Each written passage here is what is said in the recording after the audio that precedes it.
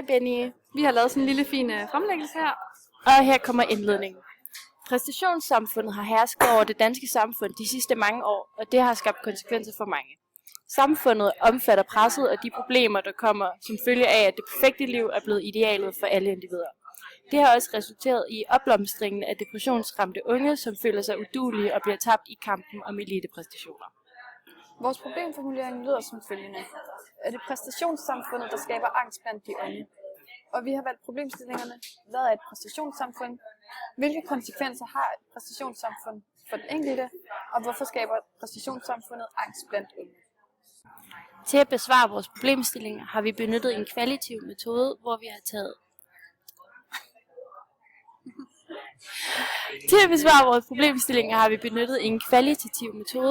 analyseret og fortolket forskellige artikler, som alle omhandler den sociologiske problemstilling om unges stressniveau.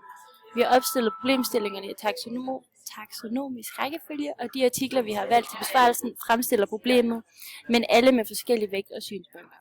Vi har anvendt vores materiale for undervisning i forberedelsestiden, og det udleverede materiale, Sociologi ABS kapitel, som redskab til besvarelsen af problemstillingerne. Til at analysere påstandene har vi brugt forskellige sociologiske teorier for at underbygge vores argumenter. For at besvare den første problemstilling af et præstationssamfund, har vi sådan følgende undersøgt. Et præstationssamfund betyder højere forventninger og voksne krav til mennesket. Der er hele tiden en forventning fra alle sider af, om at man skal præstere på eliteplan. Alle skal være vinder, hvilket skaber en stor konkurrence, og specielt blandt de unge. Når man lykkes som menneske, betyder det, at man har opnået succes, og det at skulle lykkes og være succesfuld er netop nogle af de kriterier, som præstationssamfundet sætter op for individet. I et præstationssamfund er der også mere ansvar til den enkelte, og derfor så møder man som ofte også mere kritik. I præstationssamfundet gælder det, at selvkritik har erstattet samfundskritik, og det kan også godt gå hen og være et problem, at kritikken rettes indad i stedet for udad. Allerede fra børnehaven af er der stort fokus på, hvordan den enkelte skal udvikle sine indre styrker og kompetencer, så barnet senere kan klare sig på arbejdsmarkedet og i konkurrencen om de gode jobs.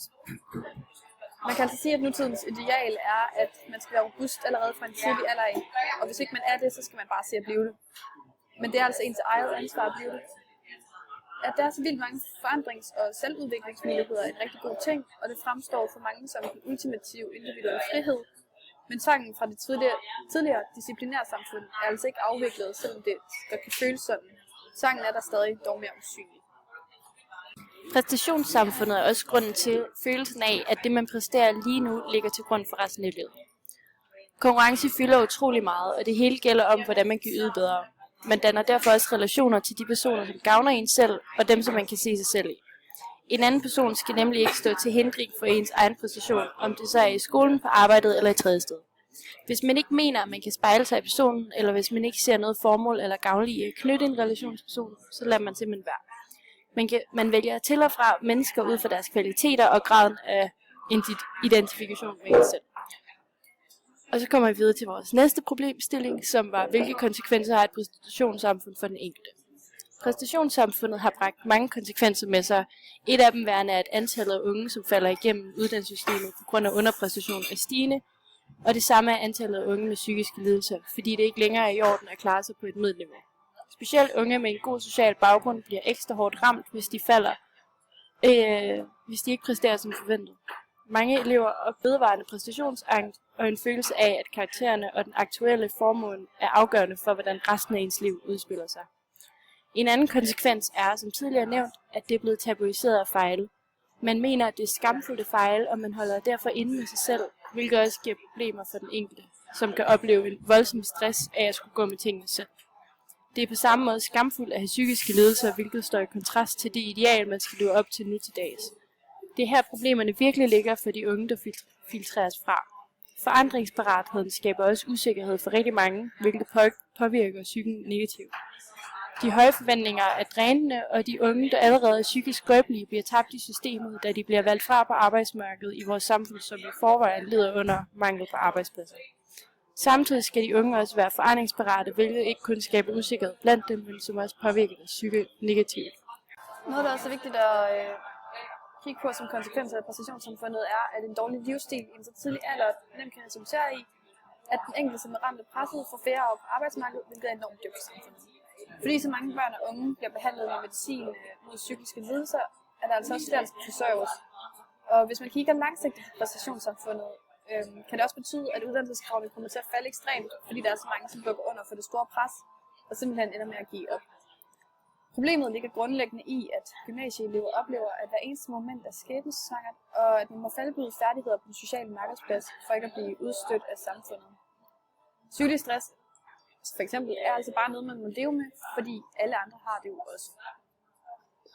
Et samfund, som ligger så meget pres på den enkelte, giver, som sagt, mange konsekvenser, og presset om at præstere på eliteplan giver mange præstationsangst, og følelsen af, at det, man præsterer lige nu, er eksistentielt afgørende, hjælper ikke yderligere for en person, der i forvejen har præstationsangst.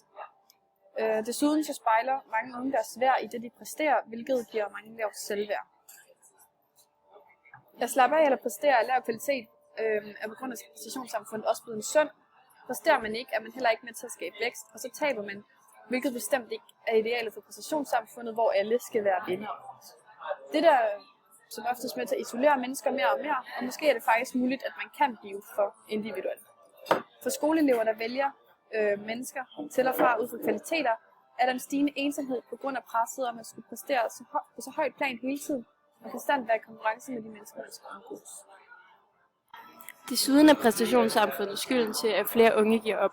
Når der er så urealistiske mål og høje krav til ens præstation hele tiden, oplever unge, at alle forsøg på at opnå succes aldrig lykkes, og at man aldrig kan slå til. Det kan kun resultere i flere forskellige former for psykiske lidelser og lavt selvværd.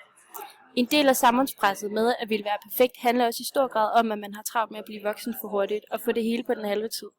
Konsekvensen af det er, at man aldrig bliver tilfreds. Som ung er man heller ikke moden nok og har ikke nok med i bagagen til at opføre sig som en voksen. Man når heller ikke til at reflektere over fejl eller bump på vejen, hvilket resulterer i mangel på udvikling.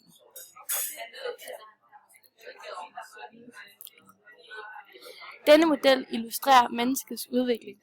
Når man som ung kastes ud i panic zone, mangler man alle de naturlige fejltrin og læringer, som er nødvendige undervejs for ens udvikling som menneske. Det hjælper en med at kunne stå imod udfordringer, og hvis man bliver presset ud i panic zone for tidligt, er man ikke klar til at kunne stå imod.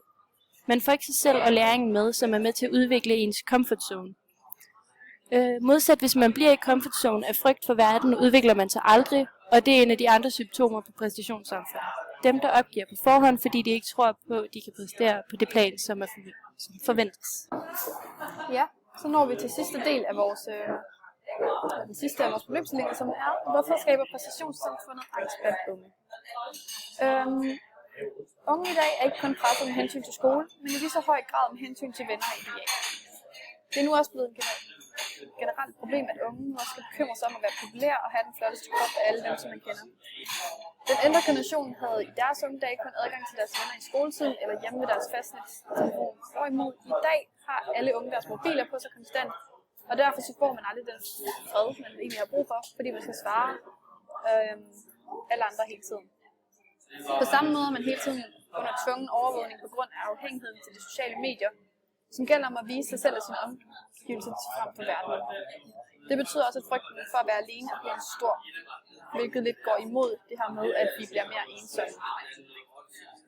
Angst blandt de unge bliver ordnet skabt, fordi man er så opsat på jagten på det perfekte liv. Og i den her jagt der er der jo ikke plads til fejl og svagheder, hvilket kun er med til at øge presset endnu mere. Den tyske sociolog Thomas Siege beskriver problematikken ved begrebet kulturel frisættelse, som dækker over de tre tendenser, der er skabt i det senmoderne samfund. Refleksivitet, formbarhed og individualisering. Refleksivitet i denne sammenhæng betyder, at de unge i dag har en tvungen udvidet videnshorisont på grund af den konstante selvjagttagelse og jagttagelsen af omverdenen. Formbarhed dækker over tendensen, hvor man frigør sig selv fra traditioner, hvilket efterlader en selv til at skulle finde ud af, hvem man er og hvilket liv man ønsker at leve, uafhængig af ens baggrund. Individualisering bruges her til at beskrive den frihed, man har som ung på grund af de uendeligt mange muligheder. Det kan dog komme i kampolage med den enkeltes behov for tryghed og faste rammer. Der er altså brug for mere opmærksomhed på inflation af præstationskulturen, og flere skal have viden om problemet. Præstationssamfundet går igen alle steder og i forskellige former. Samfundet og ens forældres opgave er at hjælpe den unge unge med at gennemgå en sund udvikling, som er klar til at stå imod udvendige udfordringer. Mange skyder skylden for præstationssamfundet på systemet. Spørgsmålet er også, om man gør ens bedste. Når man klager over ikke at have tid nok, skal man overveje, om man egentlig bare bruger sin tid på alt muligt andet, eller om man faktisk udnytter sin tid på en effektiv måde. På samme måde er gymnasiets fraværsgrænse på 10%, hvilket er rigtig højt. Det vil svare til en fridag hver 10. dag, men unge mener ikke, at fraværsgrænsen er høj nok. Det er urealistisk, at man vil være syg så ofte. I artiklen Unge skal tage sig sammen og stoppe klynkeriet, beskriver gymnasieeleven Emil Flyer, at problemet ligger i, at unge har mangel på selvansvar. Han mener, at man skyder skylden på systemet, i stedet for at se indad og pointere, at offerkulturen har taget overhånd. Sociologen Jürgen Habermas siger, at det er et problem, at systemverdenen koloniserer livsverdenen, da det ødelægger de menneskelige fællesskaber og gør individet endnu mere individuelt. Budskabet er jo således, at det er skadeligt at blive overladt til sig selv, og det er jo netop det, man oplever nu til dags. Præstationssamfundet overlader den enkelte til sig selv, og da præstation er så vigtig for en, skaber det et pres på den enkelte, og derved kan det resultere i angst. Det ses også i skolesystemet nu til dags, hvor det jo egentlig ikke længere handler om at udfordre sig selv og om at lære noget, men om at få de bedste karakterer. Det er ligegyldigt, om det så betyder, at du mangler forståelse af noget af det, man sidder og skriver en opgave. Så konklusionen må altså være, at ja, præstationssamfundet skaber angst blandt de unge. Dog er det samtidig noget, at vi som befolkning er med til at acceptere. Hvis vi tænker yderligere over det, så vil vi egentlig faktisk heller ikke have et andet samfund end det, vi har. Set i større perspektiv, så har alle samfund jo fordele og ulemper, og det samme har præstationssamfundet. Spørgsmålet er dog bare, om der er nogle fordele og ulemper, som vi som befolkning kan leve med, og det er det i dette tilfælde. Det var så det, vi havde. Vi håber, du kunne lide det, ven. Vi ses.